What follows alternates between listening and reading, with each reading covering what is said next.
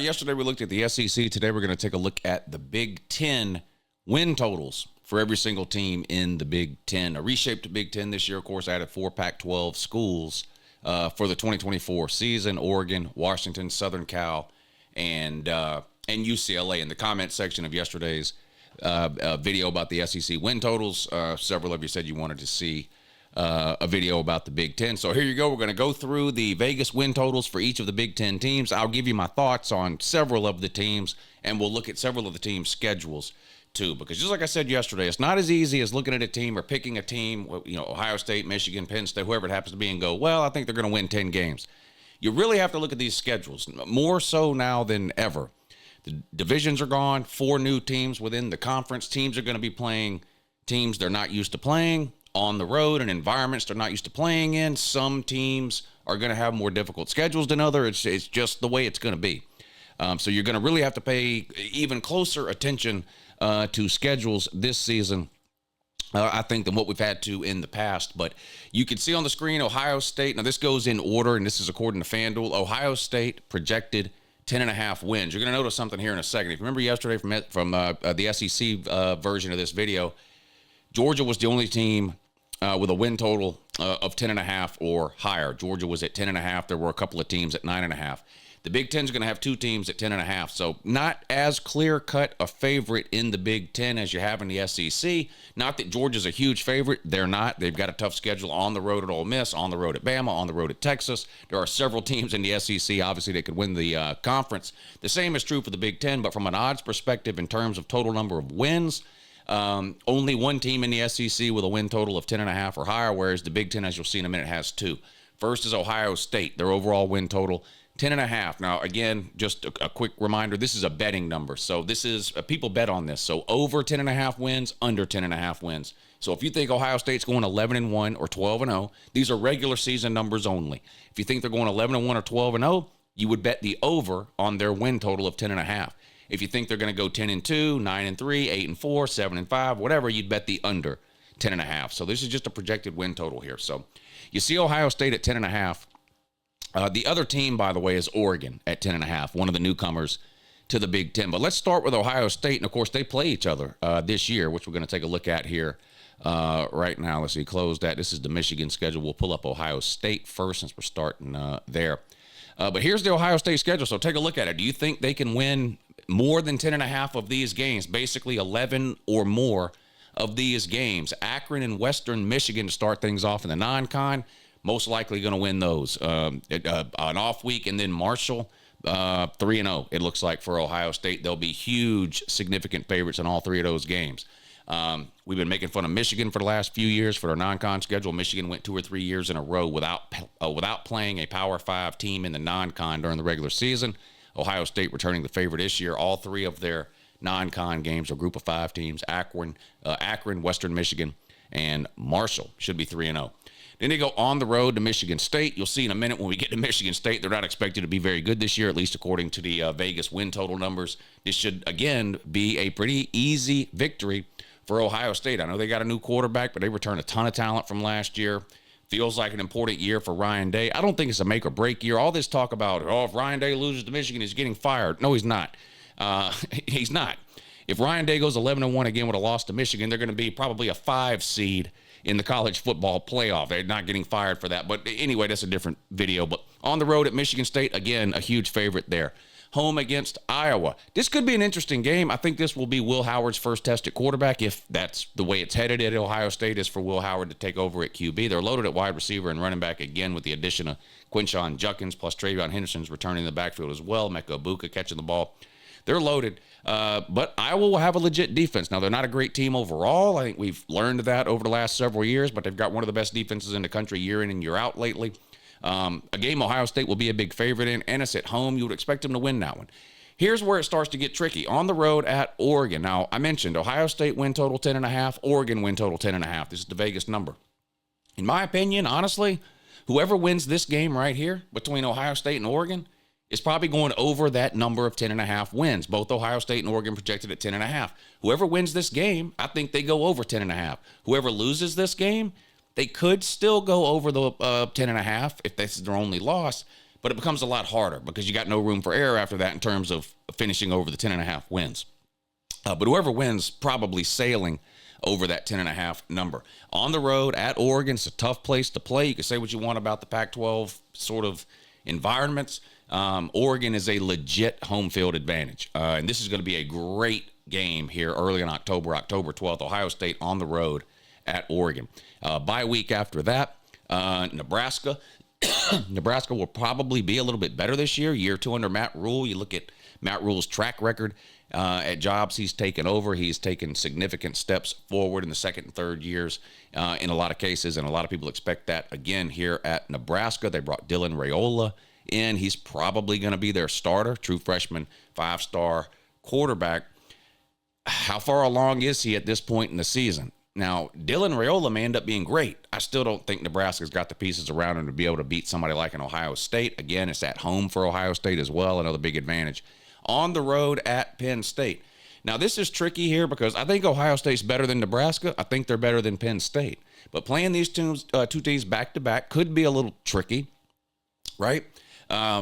They've had Penn State's number. That's sort of been the story for Penn State the last 5 or 6 years under James Franklin. They beat everybody but Ohio State and Michigan. Penn State's looking to get that turned around. They get an opportunity here at home against Ohio State early in November to get a big win. Back home against Purdue, again, as you'll see in a minute, expected to be one of the worst teams in the Big Ten. Same is true for Northwestern. Ohio State plays on the road there November 16th. Then they host Indiana, another really bad team, as you'll see in a minute from the win totals. And then the big game at the end of the year against Michigan. And look, Michigan has owned Ohio State as of late. They've beat them 3 years in a row. They've won the Big Ten 3 years in a row. They've made the playoffs 3 years in a row. They won it all last year, the national title, but they lost a lot, including head coach Jim Harbaugh, a lot of members of the staff. McCarthy gone at quarterback, several key pieces gone. They do return some talent and they recruit really well. A home game for Ohio State. I don't think this is a make or break game for Ryan Day. I don't think this is a win or get fired game for Ryan Day, but this is an important game for Ohio State's program right now and sort of Ryan Day's future and maybe legacy at Ohio State. And I think Ohio State will be a favorite, despite the fact that they've lost 3 years in a row at home. I think Ohio State's going to be good enough to be a favorite in this game this year. Now, they've been a favorite a couple of times in the past few years and still lost, so it doesn't mean they'll win. But there it is. That's the Ohio State schedule. So the over-under is 10.5. Are they going over that number? If you think they're going over that number, then they can only lose one game here. So let's take a look. Which games are at least appear to be somewhat losable?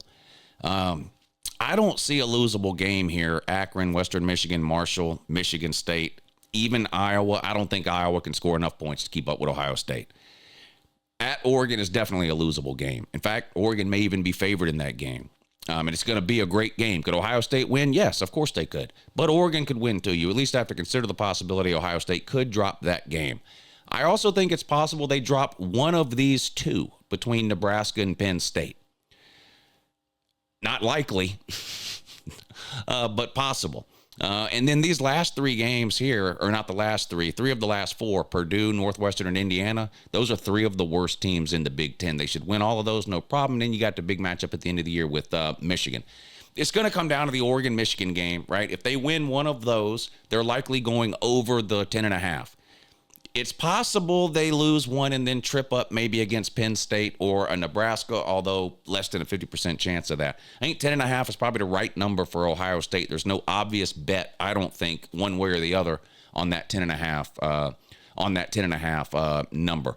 All right, let's take a look at the next team on the list, which we already talked about, is Oregon. Oregon's win total, or expected win total, Vegas number for 2024, also at 10.5. Let's take a look at their schedule. They host Idaho, Boise State, week 1 and week 2 to start the season. Boise State, not the same Boise State we knew 15 or 20 years ago, at least not over the last few years. You would expect at home Oregon to handle these two opponents relatively easily and start 2-0. Then you've got the rivalry game moved up early in the year on the road at Oregon State. I know this is a rivalry game. Anything can happen. It's been a good game a couple of times over the last couple of years. They lost their quarterback, DJ Uiagalelei, to the portal. He's now at Florida State. They lost their coach. They're sort of down and out, being left out of all the conference realignment. You know, all these teams went places. Nobody wanted Oregon State. At least it appeared that way. Oregon State and Washington State, kind of the teams left behind there in what used to be the Pac-12. The Big Ten got 4. The Big 12 got 4. The ACC went and got a couple of Pac-12 teams. And Oregon State and Washington State kind of left on the outside looking in. It feels like an easy win here for Oregon. They're 3-0 heading into the bye week, most likely. On the road at UCLA, again, you'll see in a minute, expected to be one of the worst teams in the Big Ten. I tend to agree. They weren't very good last year. They had an okay defense, been disappointing offensively. Chip Kelly left in January to take the offensive coordinator role at Ohio State, so they're kind of picking up the pieces there in Pasadena. Not a lot expected at UCLA this coming season. Michigan State, again, a team that's been pretty much circling the drain the last couple of years. New coach there as well. We all remember what happened last year with their head coach and sort of the allegations that went on there with Mel Tucker. But and then Ohio State game, we talked about that when we talked about Ohio State. It feels like if Oregon wins that game, they're probably headed over the 10.5 number. If they don't, I could see a 10-2 or a 9-3 type situation. On the road at Purdue, other than this being an unfamiliar environment for Oregon because they're just now joining the Big Ten, there's no real reason Oregon should struggle there. Home against Illinois, good defense the last couple of years. Brett Bielema there trying to get it turned around. Took a step backwards last year, in my opinion, and I'm not expecting a whole lot of improvement from them this year. It feels like this is a game Oregon could win at home. On the road at Michigan. So Oregon draws both Ohio State and Michigan year one in the Big Ten. Not easy. They get Ohio State at home. They have to travel to the Big House to play Michigan. This is a game, at least possibly, they could lose. You have to admit this is at least a possibility of a losing game. And then they finish things up here with Maryland at home, a team they should beat. On the road at Wisconsin, an interesting team in 2024, year 2 for Luke Fickell. Wisconsin and Nebraska, to me, are kind of, I don't know, not key teams in the Big Ten this year, but they could be flying the ointment teams in the Big Ten this year. I don't think Wisconsin or Nebraska, either one, is winning the Big Ten or even playing for the Big Ten title. But they could go a long way in determining who does or who doesn't play for the Big Ten title. Second-year head coaches in both places, coaches that I like, coaches that I think are going to succeed with Matt Rule at Nebraska and Luke Fickell from Cincinnati now in year 2 at Wisconsin. Can they knock off one of the big boys this year, either Nebraska or Wisconsin? They're both going to have a couple of opportunities. This is a difficult road game here for Oregon, unfamiliar environment there in Madison, the Camp Randall, the jump-around deal. Dangerous spot here right before a bye week for Oregon. They come out of the bye week, and then they end the season with their traditional rival, Washington. I know Washington played for a national title last year. They were really, really good, but they lost almost everything they had from the coaching staff down. I'm not expecting a whole lot out of Washington this year, at least in terms of a playoff or a top 10, top 15 type of season. It feels like Oregon can win that game. Other than it being a rivalry, not a lot of reason to concern there. So can they go over the 10.5 or will it be under? A lot's going to come down to the Ohio State game, right? And the Michigan game.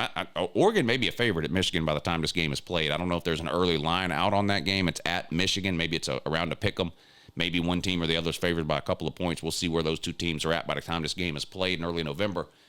But if they beat Ohio State, I'm confident they go over the 10.5. If they lose to Ohio State, then just like Ohio State, they got to then navigate the rest of the season without any losses if you're looking at the 10.5. So like Ohio State, I think this is the right number for Oregon. I don't think there's an obvious way to bet this. I don't think it's, obviously you should go over 10.5. Obviously you should bet the under 10.5. I think that's a good number there and a tough one to bet on. Let's see who's next on the list here. Michigan at 9.5. So Michigan, of course, undefeated regular season last year, won the Big Ten, then ran through the playoffs, finishing the season 15-0 and national champions. Clearly, as you can see from the Vegas numbers here, not expected to repeat that success from last year. Their win total expected to be 9.5. Let's take a look at their schedule for next year and try to figure out, do we think they're going to go over or under that projected win total of 9.5? They start out with Fresno State. Not a complete pushover when it comes to the group of 5, but not a team that should be beating Michigan in Ann Arbor. Michigan should win that game. But then they've got a huge non-con game against a team who also made the playoffs last year, Texas. But unlike Michigan, they returned their coaching staff and their quarterback. Huge advantage for Texas there. Now the game is in Michigan. That obviously leans Michigan's favor. But with so many changes at Michigan in the offseason, including head coach, including quarterback, some other key positions, it's hard for me to lean Michigan in that game early in the season. It seems like Michigan may have some growing pains. Michigan may be similar to what we saw from an Alabama-type team last year in that they sort of get better as the season goes along and some key players gain experience. We'll see. This is definitely a game Michigan could lose, though. And then home against Arkansas State, they should win that one. Southern Cal, I've got to see Southern Cal's defense before I'm willing to buy into it at all. Right now, in Michigan, games at Michigan, I give Michigan an obvious edge here. Until Lincoln Riley proves to me he's taking defense seriously, and I'm not talking about words or even hires. I'm talking about I need to see it on Saturday at this point. I've been watching Lincoln Riley for 7-8 years give press conferences about how important defense is. Then Saturday rolls around and they don't have one. I'm to the point now I've got to see it before I'm even willing to consider the possibility that Lincoln Riley and Southern Cal might have a legitimate defense. Michigan should be a favorite in that one. Minnesota, again at home, a game Michigan will be expected to win. On the road at Washington, I think Michigan wins this game for the reasons I mentioned earlier when I talked about Washington. It is a difficult place to play, but outside of that, I think Michigan has too many obvious advantages to lose that game. A bye week after that, and then on the road at Illinois, again, talked about them earlier. Okay defense last year, really good defense the year before. I do like Brett Bielema. He's an experienced head coach. They just don't have the talent to compete with Michigan, in my opinion.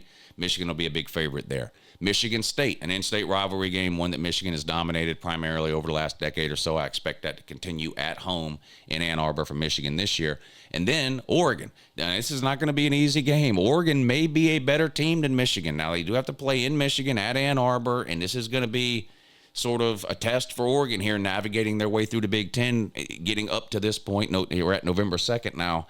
Not an easy game for Oregon, but one that I won't be surprised at all if Oregon's actually favored in that game by the time it's played. Definitely a game you have to consider the possibility, at least, that Michigan could lose. On the road at Indiana, one of the worst teams in the Big Ten, Michigan will be a huge favorite.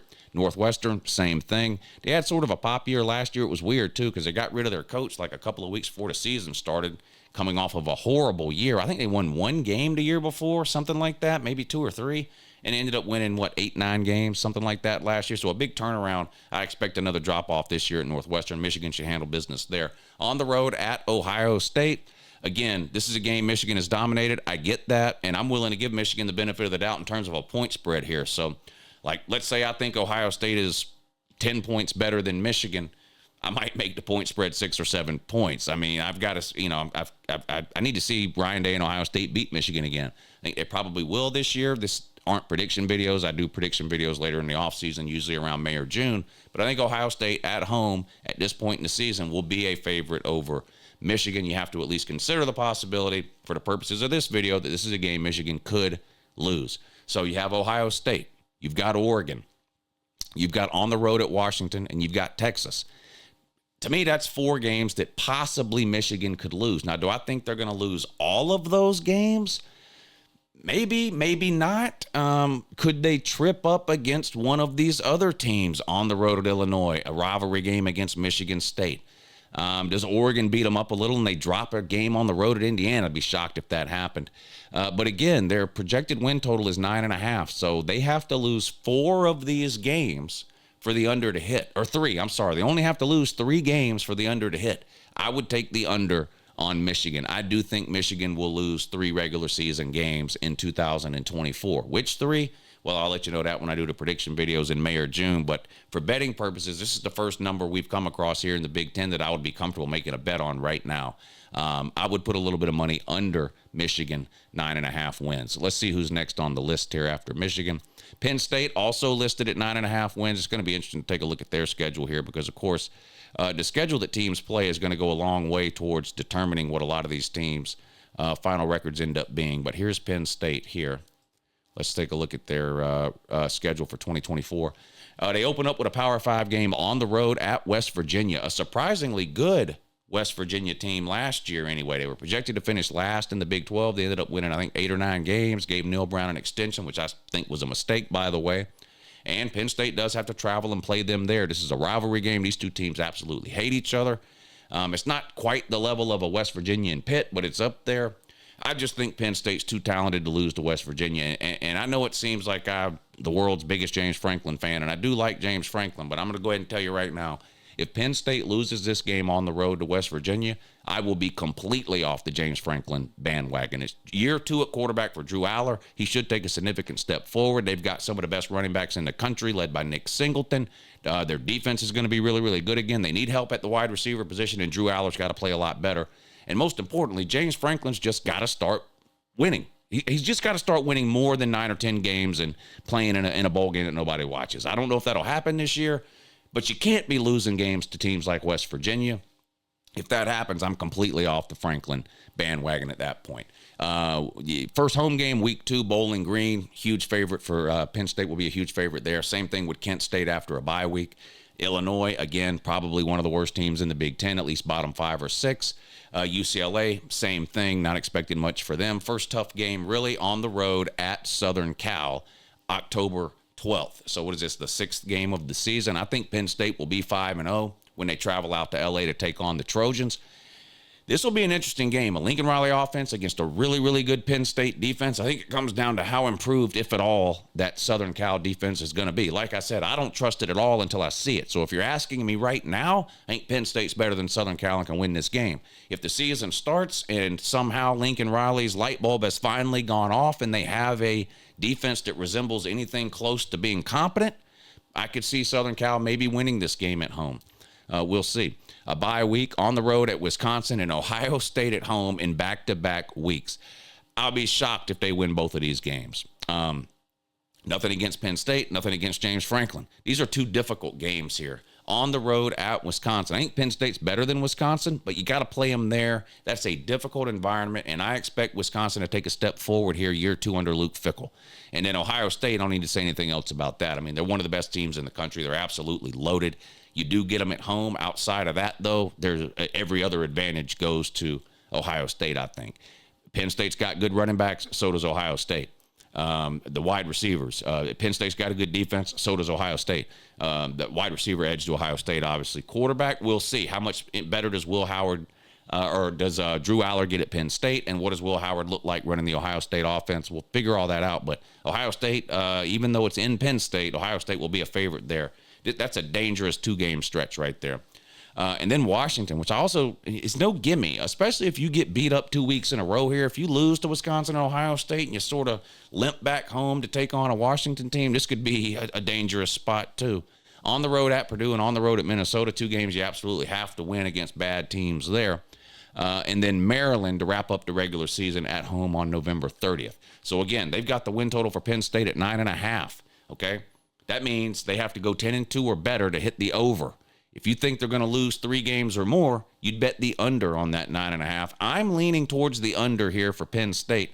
And I like Penn State. I think they're a good team. I find myself defending James Franklin and Penn State all the time. Oh, they're overrated. Oh, they're not overrated. They're constantly finished to pick 3rd in the Big Ten, and they always finish 3rd in the Big Ten. So, no, they're not overrated. They're rated exactly where they should be most years. I don't know if they can run this schedule 10-2. West Virginia could sneak up on them week 1. Again, was last year a fluke, or is West Virginia really turning a corner?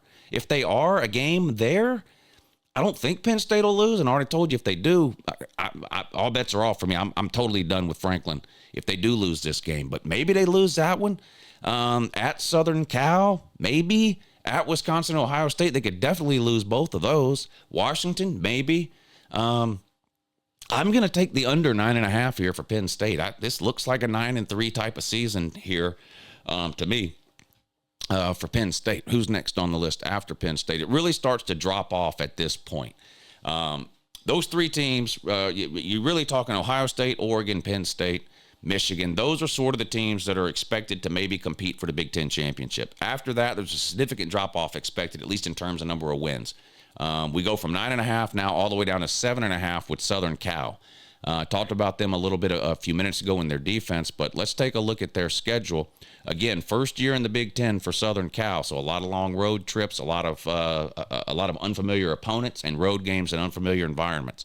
They start off with LSU. I would love to have seen this game last year, right? 2 of the best offenses in all of college football, 2 of the top quarterbacks in all of college football, the last 2 Heisman winners in college football with Caleb Williams and Jaden Daniels. and two defenses that didn't even try. I mean, they just gave up. This game last year, the score would have been 80 to 75 or something like that. Whoever's defense improves the most is who's going to win this game. Both teams lost those quarterbacks. They're both starting new quarterbacks. LSU's got Nussmeier coming in to replace Daniels. But I think whoever's defense can pick themselves up out of the gutter versus what they looked like last year is probably going to win this game. LSU, I think, has the more talented roster. Got to travel out west. Neutral site game, though, in Las Vegas. This will be an interesting game.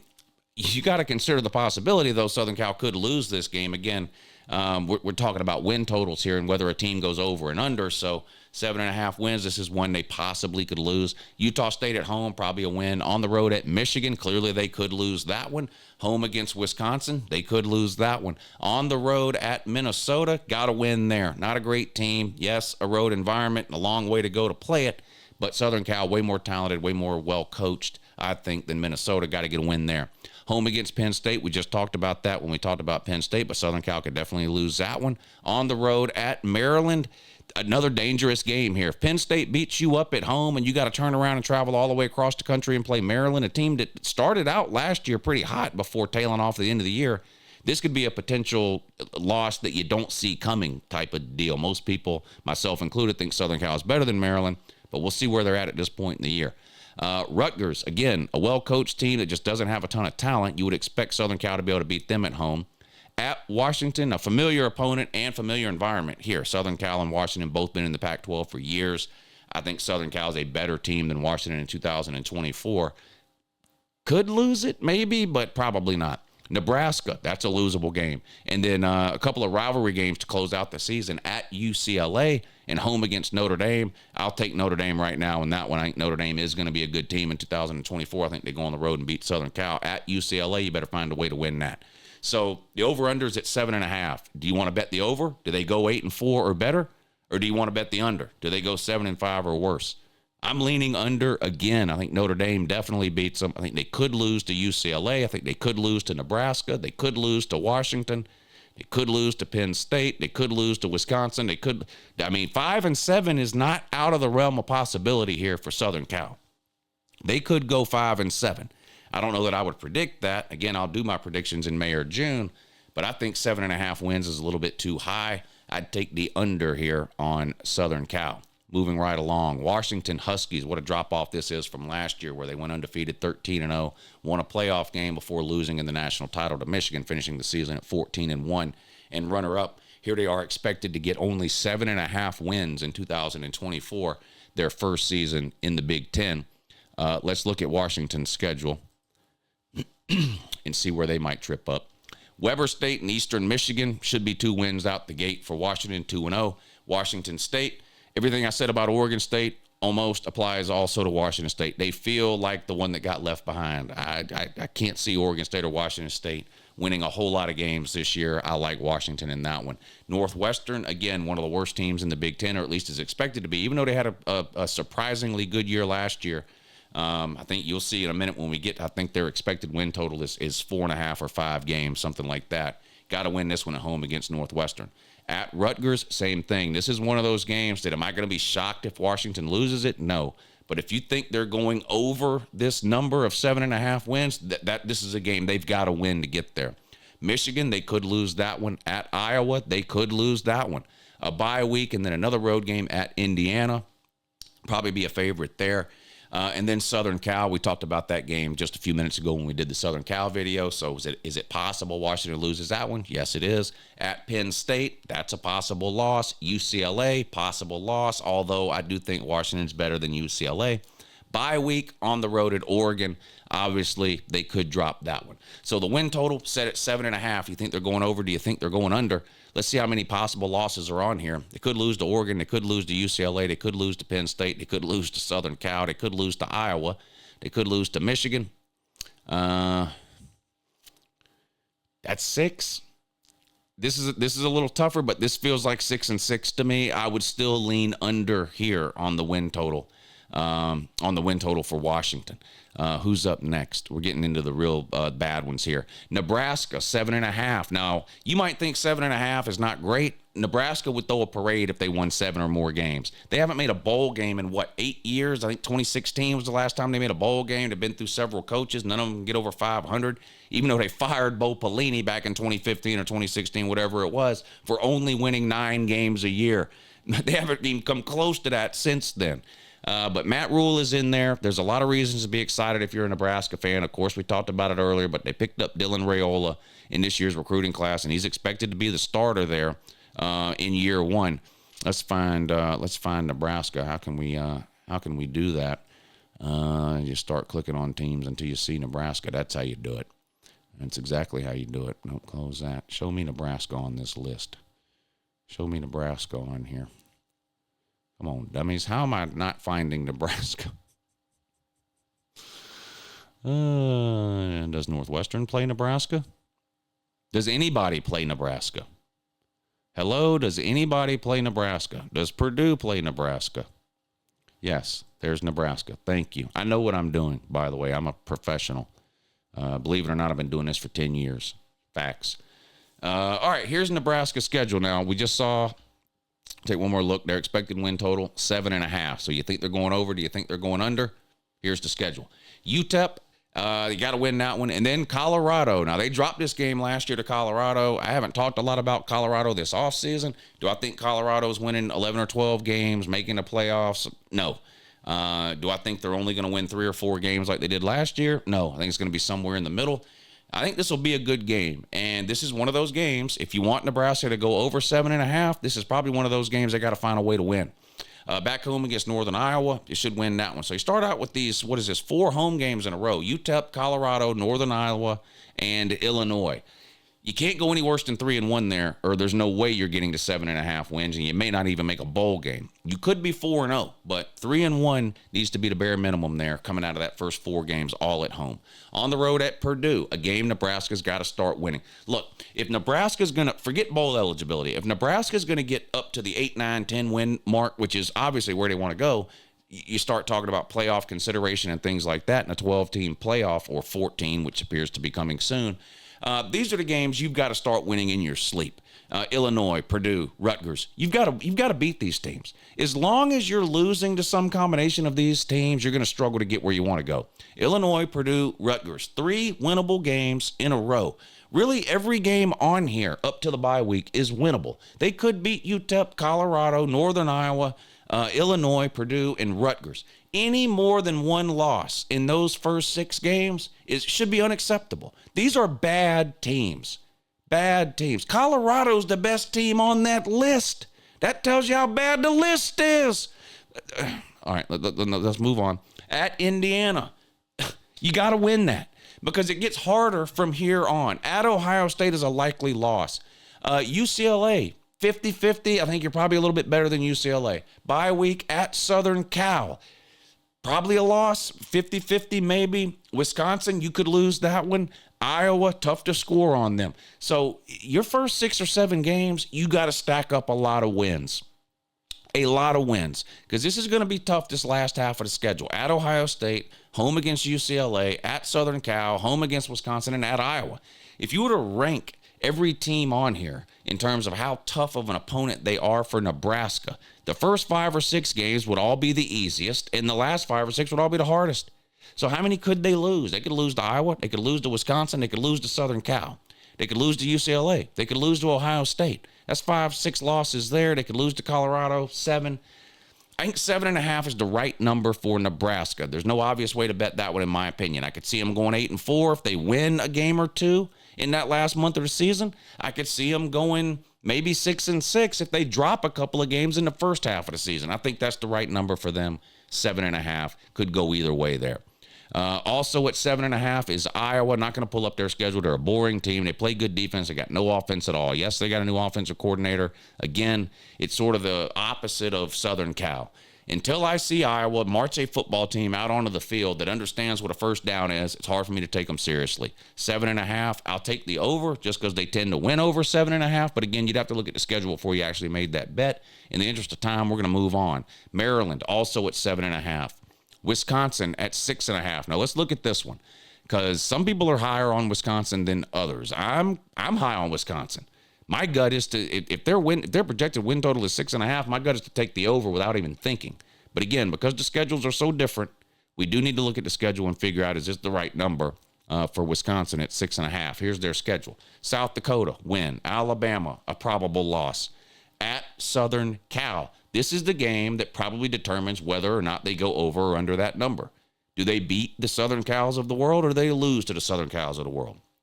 Come back home, play Purdue, a game they have to win. At Rutgers, got to win that. At Northwestern, got to win that. Those are 3 winnable games in a row. Alabama and Southern Cal, you may lose both of those. You got to beat Purdue, Rutgers, and Northwestern, because after that, you host Penn State. And then at Iowa. This is a difficult schedule. Now I'm starting to see why the win total is 6.5.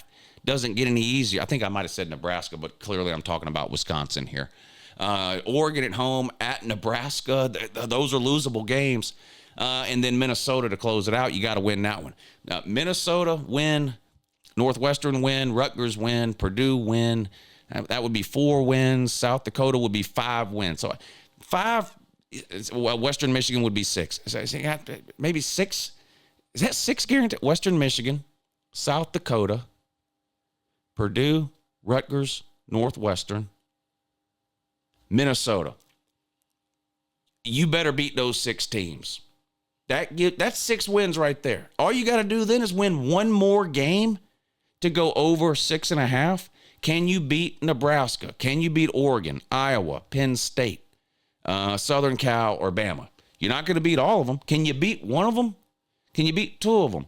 I'll take the over 6.5 wins here for Wisconsin in 2024, year 2 for Luke Fickell.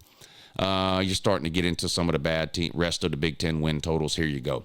Rutgers, 5.5. Northwestern, 5.5. Michigan State, 5.5. UCLA, 5.5. Illinois, 5.5.